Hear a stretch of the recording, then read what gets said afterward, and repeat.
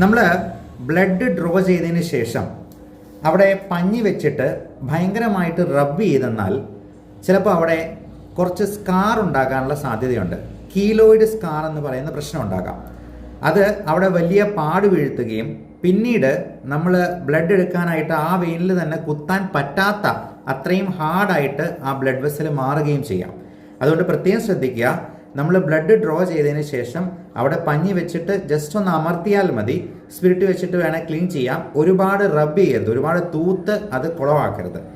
ഞാൻ ഇന്ന് ബ്ലഡ് എടുത്തിരിക്കുന്നത് എൻ്റെ തലയിൽ GFC ട്രീറ്റ്മെൻറ്റ് എടുക്കാനാണ്. അതായത് പ്ലേറ്റ്ലെറ്റ് റിച്ച് പ്ലാസ്മയുടെ തന്നെ ഒരു അഡ്വാൻസ്ഡ് വേർഷനാണ് GFC എന്ന് പറയുന്ന ഗ്രോത്ത് ഫാക്ടർ കോൺസെൻട്രേറ്റ്. അതായത് എൻ്റെ രക്തത്തിൽ നിന്ന് തന്നെ എൻ്റെ പ്ലാസ്മ വേർതിരിച്ച് അതിലെ ഗ്രോത്ത് ഫാക്ടേഴ്സ് മുടിയിലേക്ക് ഡയറക്റ്റ് ആയിട്ട് ഇഞ്ചക്ട് ചെയ്യുന്ന രീതിയാണ് ഈ GFC ട്രീറ്റ്മെൻറ്റ്. ഇതുപോലെ തന്നെ ബയോട്ടിൻ ട്യൂബുകളിൽ നമുക്ക് ഇത് മിക്സ് ചെയ്ത്